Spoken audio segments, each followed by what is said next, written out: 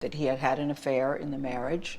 And at that time, did you think we're going to work through this? How did you handle something like that? Well, I certainly believe in forgiveness. So I thought we had worked through some of that. It wasn't one moment or one specific thing that happened. There just came a point in time where there was enough there that I realized it just wasn't healthy and I couldn't trust what we had. Did you have moments where... This is Mongolian Mindset, and I did say if we did not get 30 likes on a video, we would be typing people that Mercer wants to type. So if we don't get 30 likes, we'll keep typing whatever the hell I want to. Maybe we'll type some trees, some dogs, some cats, whatever the fuck it is. But like I said, if you want to end this and actually type relevant people, I need 30 likes on this video. Okay, so we're going to be typing Melinda Gates today using Linda Barrens Interaction Styles and Temperaments combined with cognitive functions. You can go to our playlist of how to find anyone's personality type. We have all the metrics broken down. We have all the cognitive functions broken down. We have the core needs of each type broken down, intelligences, all of that. So that's all here on this channel. I think it's by far the best information you're going to get online when it comes to MBTI. And yes, all of that stuff has been verified by your boy, okay? So let's go see what the people at Personality Dummy Base, fucking retards, dumbass motherfuckers, morons, monkeys, whatever you want to fucking call them, what they have as. They have Melinda Gates as a ESTJ. We have already typed Bill Gates INTP. So this is going to be interesting. Okay, so we have our chart here. So ESTJs are direct, they're initiating, they're outcome, they're concrete, they're systematic, they're TEFI and SINE. I think that's it. And initiating. If she meets those metrics, we'll call her a ESTJ. If she don't, we'll find her actual real personality type. So yeah. And guys, you definitely want to we'll be tracking our metrics over here. You do want to join our Discord. We're really trying to build that into the best MBTI group, period. Heavy influences on self-development. Our goal is to make you a prodigy of your type, okay? And it's also centered around like-minded individuals. The mods are doing a great job. If you want to be typed by us, we do have a waiting list, but to get on that, you have to subscribe to the channel, join our Discord, and we have a segment where you can request a typing session, and we'll get back to you with our nearest availability. But like I said, we don't get 30 likes, we'll start typing cats, dogs, and trees and shit.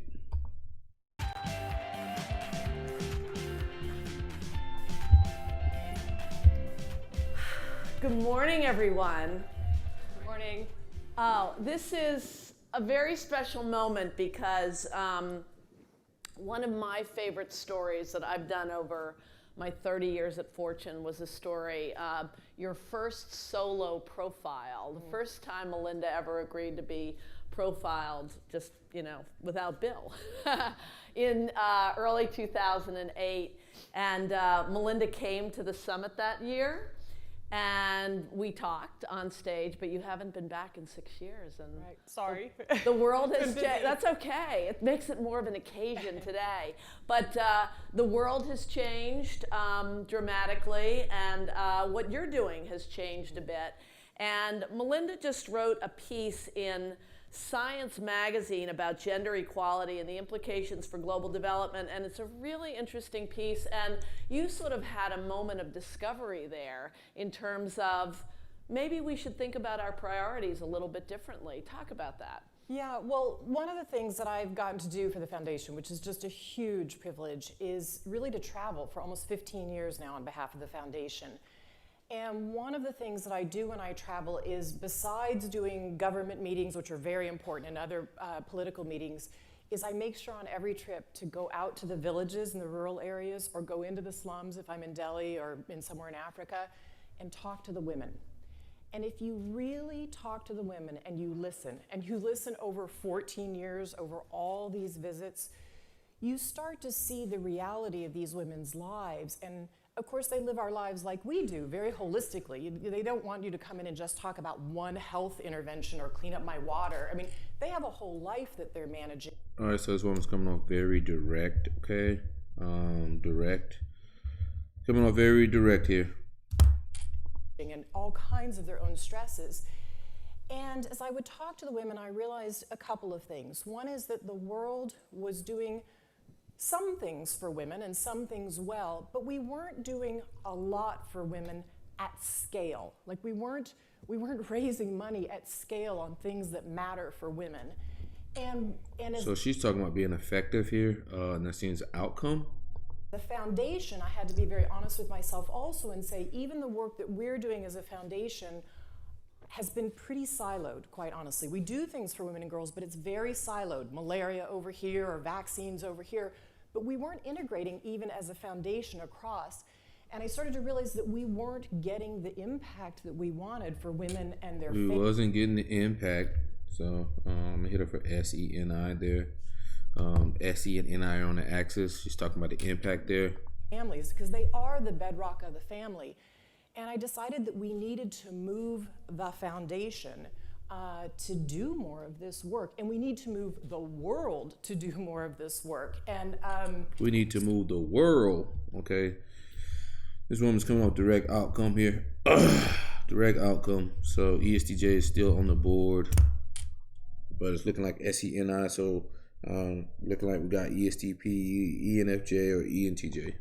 So it's kind of that coming to over those 14 years that's really led me in this direction. And then it's also a little bit looking forward. I turned 50 this year. And there's something about, yeah, it's pretty neat. I love it, actually. There's something about turning 50 that, at least for me, I look more at the end of my life and say, how much time do I have? I'm looking at the end of my life, so that's future focus here. She's talking about the future focus, so I'm gonna hit her for NI because it's her future as well. That's abstract. What do I want to accomplish? Especially as my kids are getting older and I have a little bit more time. Wow, I want to make sure we do the right things for women and girls. So okay, so that seems the outcome. And she did say the right thing. I'll say affiliative for women and girls.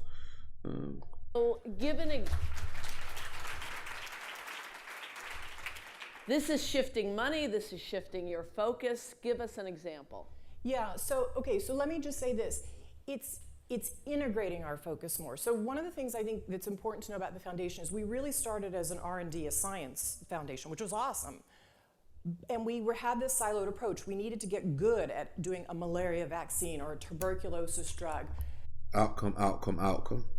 This, need to be good at this. Malaria, need to be good at tuberculosis. But pretty quickly, as I would travel, I realized we also needed to do delivery. You can have the greatest piece of science, but if a woman won't accept that shot in her child's arms or the drops in the mouth, it doesn't matter all the great science we did in some lab in Boston or London, right? So we've moved over time to be R&D, research, and delivery. Now we need to move to also do women and girls integrated across, like take our nutrition and our agriculture strategy and understand that if you talking strategy here, strategic intelligence attached to NTs. Create a seed, a great seed that gets, say, 3 times the yield on a farm. First of all, we're not getting it into women's hands, we're getting into men's hands. But if you get it into the women's hands, we have to understand the unintended consequences for her, which is if you go out in the villages and you talk to women. Talking about consequences here, that'd be NE, SI. And they'll say, well, if I start planting that seed, my husband will take control of the crop, take it to market, and then what happens is I have to renegotiate with him for the family finances. I don't have the money when my child gets malaria or needs to go to school. So we have to learn to integrate across. And I think the thing that struck me the most powerfully about this was actually on a trip. I was headed to London. Integrate across, I would say that's systematic. Okay. She keeps harping on that, so. London. She's talking about building a system here. To London for this family planning summit, and I'd worked with a whole host of partners around the world for a year and a half getting ready for this London Family Planning Summit, where we were finally going to put family planning, that is contraceptives, back on the agenda for women. And we raised $2.3 billion. We raised $2.3 billion outcome. Okay, I'm pretty sure this woman is looking like ESTJ or ENTJ here. Contraceptives on the agenda. And I can tell you today it's making a difference because countries are coming forward It's making a difference. Outcome, SENI. Now with costed plans, and we're counseling women about their options, and we're giving them contraceptives. But on the way to London, I stopped in Niger in Senegal. And I often do that because it grounds you in the work before you go into one of these big global stages. I often do that because it grounds you into the work. And I went to Niger because it's the highest fertility rate in the world, highest desired fertility rate. Highest rate, this is TE shit here. It's TE shit. TE statistics. Separated from the work. And I went to Niger because it's the highest fertility rate in the world, highest desired fertility rate for men and women, and the highest fertility rate. Oh, TE. And I was so struck in both Niger and Senegal, I mean, literally in my hotel room in tears, because I realized that all this work we'd done leading up to this summit on contraceptives was like the tip of the iceberg. It was like but the beginning of this enormous body. Uh-oh, I didn't get my fucking outcome. I'm crying. I didn't get my fucking outcome. In both Niger and Senegal, I mean, literally in my hotel room in tears, because I realized that all this work we'd done leading up to this summit on contraceptives was like the tip of the iceberg. It was like but the beginning of this enormous body of work. And as I... What do you mean? That contraceptives aren't enough. It is one tool for women. But if you don't do all of the right things for women, if you don't do the right things in agriculture, if you don't make sure that she has a cell phone in her hand so she can save a little bit of money on her phone, if you don't give her access to a healthcare worker that can teach her about nutrition for her family, she's not feeding the right things to her kids to make sure they have the appropriate calories to have the right cognitive development. If you don't help her get her daughter into school, if you don't teach the family about child marriage and how devastating that is for their daughter, you're not going to make progress. We're not going to make progress that I would like to see in my lifetime in the next 25 years. When I imagine a world for women and girls. When I imagine a world, that's abstract there. So much work to do. And so I was devastated from what I saw, some communities that I was in who are starting to do this And work. she's talking about her life work, what she wants to be known for her life work outcome again. Much work to do. And so I was devastated from what I saw, some communities that I was in who are starting to do this work.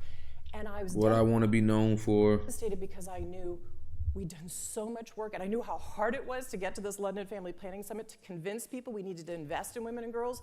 And I realized, oh my gosh, we have so much more to do. So this is oh really... my God.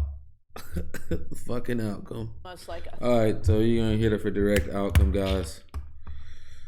It's looking like this woman's an ENTJ. Ooh. Look like we got us normalizing ENTJ. Sneaky. She's not one of the ones that's like overly out there being a bitch, you know. The dominant version, she's a normalizing, a little bit more controlled. Got that chart the course embedded in her style. third leg of the global development part. There's the U.S. education part of the Gates Foundation, and then there is the global development part, and what we're talking about is the latter. And this is almost, and you did start focusing on the world's most hard to, what's the word? Hard to reach population. Hard to reach population, but the most intractable problems. Yeah. Yes, and diseases. And you then later moved into focusing on the delivery problem. And now you are really focusing on... Yeah, this woman going through the process over here. This woman going through the process. Most likely this woman is either ISTJ or INTJ over here. Sort of, it's almost like a social structure problem. And so you will be going forward giving grants to people who are working on these sorts of issues and working Absolutely. with them and partnering with them. And you have to work both, you actually still have to work on the science for women. So I'll just give you an example in contraceptives. Without money in contraceptives, we haven't developed new contraceptives for women in over 50 years. I mean, the pill's been out now for almost 54 years. Think about a new contraceptive, other than modifications to the pill, and yet women in Africa have all kinds of needs for using contraceptives that we don't necessarily even have here. So like we're finally funding a woman, a great woman scientist at University of Washington. She's got, you know, the little breath mints that you put under your tongue and they dissolve? What if we made a contraceptive in that form? What if we made a contraceptive in that form? So what if goes under abstractions. It's all about the what ifs of life, okay? Clearly this woman's abstract and she's systematic. We got an ENTJ here. I mean, Talk that about would a be delivery method. right. But Boy. so we have to invest in the science for women, and we have to invest in the on-the-ground partnerships. And I have to help have money. Let's get this TE going. Let's get these outcomes going. Let's get this SE going. Fuck yeah. Available, not just our money, but get governments to fund things. And we're figuring out how do you incent people to go in this direction of women and girls. And the reason we have in the foundation a disease focus, which is called global health, and then this other focus called global development, is global health is about making sure people grow up healthy. That is, they don't get all these episodes of malaria. The amazing thing about watching the normalizing NTJs is that they're so well polished. Very well polished, very articulate with the delivery with things. Okay, that's what you'll notice when you got the normalizing versions. That's what I've noticed. Like I said, we are venturing in unknown territory because we're the first ones to be talking about type and subsets and everything like that. But what I'm noticing, like once you got, it doesn't matter what type it is. Like if it's an ENTP who's normalizing, they're a little bit more polished. INTJs, they're a little bit more polished, but they're going to be like process focused like hell. ENTJs, way more polished. They can work or their children can survive. But then global development is about how do you help them lift themselves up out of poverty by getting more yield on their farm or getting more income in their hands. More yield on the farm, more income in their hands, TE outcome, TE outcome, TE outcome. But as we do this global development work and the global health work, we have to do a gender lens across it so we do the right things for women, the right investments. Systematic here. I know that sounds affiliative, but we know this woman is abstract, so it's dead. And we don't have unintended consequences that we don't think about. Damn, that NE's on fire too, boy. Whoo, talking about consequences too. That NE critic is on fire. Family planning. I interviewed Melinda this spring. I interviewed Melinda and Sue Hellman, who many of you in the audience know. She was the president of Genentech, then she was the chancellor at UCSF, University of California, San Francisco. And Melinda hired Sue to be the new, Melinda and Bill hired Sue to be the new head of the Gates Foundation this spring. And I interviewed the two of them, and we talked about Melinda's focus. Her number one passion is family planning, which was controversial initially because you grew up Roman Catholic, and it got some attention. And talk about how that relates to this this issue of gender inequality. And so, if a young girl or a woman has the chance to make the decision for herself about spacing the births of her children and how many she has, it changes dramatically for her and her family. It changes her life's trajectory and her children's trajectory. So let me give you an example. Today, the thing that kills the most young women ages 15 to 24 is childbirth. Let's get some TE data, statistics. Let's go, baby. We feel like we like Michael Jordan in the post right now. It changes her life's trajectory and her children's trajectory. So let me give you an example. Empirical data. Today, the thing that kills the I could probably say that that's the NI parent right there, trying to guide other people's futures, everyone's future. Like, so the parent function tries to parent other people. It doesn't feel like they are adult enough to make their own decisions. So what you'll see is like TE parents and TI parents can try to control what you understand or know, or like the data or information that you know. They'll want to parent you on that. Anti-parent want to parent people on what they see for your future. You'll see like we haven't put LeVar Ball in here, but basically his kids didn't even have a future. It was like, you motherfuckers going to go play basketball. That's your future. I decided it for you, anti-parent motherfucker. Young women ages 15 to 24 is childbirth. So the maternal mortality rate is still huge around the world. And the people who die the most when they're giving a baby is a young girl. So if you can imagine, we think, and the numbers are If not you can good. imagine, and we're going back to the numbers, so that's abstract. We're going with this empirical data like crazy right here. This, quite honestly, but we think about 14 million girls are married before the age of 18. And you think about a 12-year-old girl, any of you that have a daughter or a niece or a granddaughter, a 12-year-old girl having a baby, being married but having a baby, or a 14-year-old girl or a 16-year-old girl. So their body's not ready, their pelvis isn't ready, right? So if they can't get a C-section, which most of them can't get to a place to get a C-section, they're gonna die, or they're gonna have major complications for their body afterwards. Or let's say they do okay if they're lucky enough with that first pregnancy, but boom, they get pregnant again within a year or two.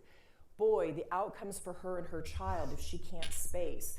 Outcomes, baby. So family planning is crucial in terms of her being able to be healthy, her children to be able to be healthy, and as women will tell you, as I talk to them in the developing world, what they'll say to me is, I need to stop having children because I want to feed these and I want to educate them. They're just like us. They want to educate their sons and daughters so they grow up and they know the trajectory for those kids is different. So family planning is just a key tool.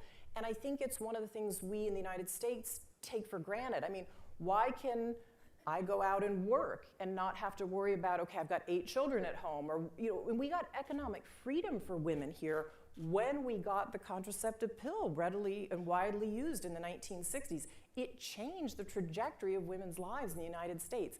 That is absolutely true what will happen around the world if we get it out there. And the other thing that's exciting that we know is around the world, it only takes one generation now, one generation of women to make the shift. How can this most powerful Only takes one generation of women to make the shift. More outcomes, more outcomes. women community help you with what you're doing? I would say, well, 2 things. One is, it's not enough anymore to talk about women and girls. We finally have women and girls on some agendas globally, but there's a lot of talk about women and girls. And I have to be really frank that I think that's great. I mean, we got to get women and girls on the agenda. But we have to fund things for women and girls, because if you don't put money behind things, we're not going to be able to create change. We're not going to be able to teach a woman about how to use her cell phone to be able to keep, money on her cell phone, or teach her about the right things to do for her crops so she gets 3 times the yield on her farm. So we have to be willing to stand up and say, I'm willing to fund some things, and you can pick your TE outcome. TE outcome. area. Like you can pick, so some of these things, they seem huge, but you can decide you want to fund research. For instance, why is it we don't really know how many child brides there are around the world? Knowing that number and knowing where those child brides are and where progress is being made helps us to know how to make progress for women and girls. So you can fund research, you can fund women's leadership in Africa. There's an African... You can say that was progression, but I mean, we overwhelmingly got outcome from this lady, okay? Overwhelmingly, she's outcome focused. Like we say, we always want to go with the general pattern that's here. Is a person more outcome focused, or are they generally more progression process oriented? This woman is about making impact. TE data, outcomes, let's go. Women's Leadership Network. You can fund science projects for women. You can fund on-the-ground loans to women. So you can do this, you can do that, you can do this, you can do that. That's SC rant there. Let's go back, catch it. You can fund women's leadership in Africa. There's an African Women's Leadership Network. You can fund science projects for women. You can fund on-the-ground loans to women. Outcome. So you just have to pick your area, but deciding that you're going to use your voice and use your dollars and use your network of influencing other people to say this is important and I believe it, that's really important. So Melinda, the Gates Foundation just committed its largest ever emergency funding, and that is $50 million to the Ebola crisis. How is that money going to be used? Yeah, so and this is actually pretty neat inside the foundation. This is being led by Sue Desmond-Hellman. This is the difference a great leader makes. Sue came to Bill and me really early on and said, I really think we have to do something about this. And she gathered all her facts. She said, this is why I think the foundation has a unique role, and can I move, and can I move boldly? And we basically said yes. And a few of the things that the foundation can do that's harder for some other partners is, one, we can move money quickly. So early on, even before the US government started to move in, we could actually start buying masks and gloves and supplies. We had a polio clinic that existed in Nigeria, and within 24 hours, without it getting run up to Bill and me, one of the presidents inside of the foundation who runs global Look how effective we were. TE outcomes. Look at that, all that fucking outcome in TE. development, decided to convert the polio clinic to emergency response clinic for Ebola. That's why we've only had 19 cases in Nigeria. Because Look at the numbers. We only had 19 cases. He said to himself, oh my gosh, if this breaks out in Lagos, we are all in trouble as a world. That's the difference that having infectious disease specialists working inside the foundation means. We have several of them, so they got together really quickly and said, in 24 hours, convert the clinic over, let's do it. And then we know the health minister really well. She's a really good friend, Awa Kalsak in Senegal. We sent people over to help her ministry plan about what they should do in the response. So we can be a bit flexible. We can do some things immediately, and then we can also fund, which we're very involved in, some of the longer term things about what do we do now about collecting blood from people who've recovered, and how do we use that? What do we do about the drugs, ZMapp and others? What do we do about vaccines long term? We're invested in that pretty substantially as well. Fantastic. All right, I'm done here, man. She is an ENTJ. Well, your ex-wife, Bill, the one you cheated on with probably multiple women, you little nasty INTP here. So we got initiating, okay, ENTJ, initiating, abstract. We got what, several what ifs from her. Imagine this, hypothetical situation. ENTJs are systematic. They talk about systems, plans, that nature. They look at things from a structure perspective, not from an interest perspective. So they're looking at how they can change the structure or the system behind something. She was pragmatic. ENTJs are pragmatic. She's a little bit more polished, like I said. So people are going to have a little bit tougher time noticing that. But that's why we have all of our metrics here. ENTJs are direct. Okay. She's outcome. She's boom, boom, boom, boom, boom. SENI. Okay. That was very important here. To distinguish, because personality database has her as an ESTJ. And she's a TFI user. And so we got her as an ENTJ. Very articulate, okay? Sometimes I'll be ragging on ENTJs for being fucking dumb. But she's an ENTJ. She's normalizing, okay? Just put norm up here.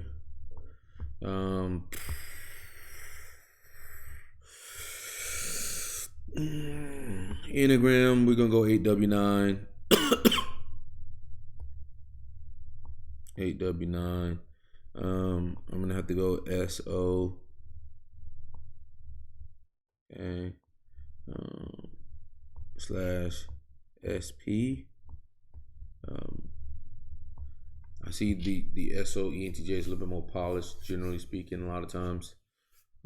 As in, like myself, I'm an 8W7, a little sexual. I'm sexual, and I'm also dominant. Not as polished, can work on that in the future.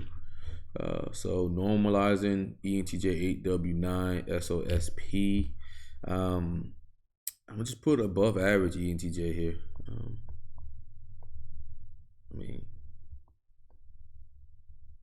Above average. I like what she's doing on the philanthropy side. Above average.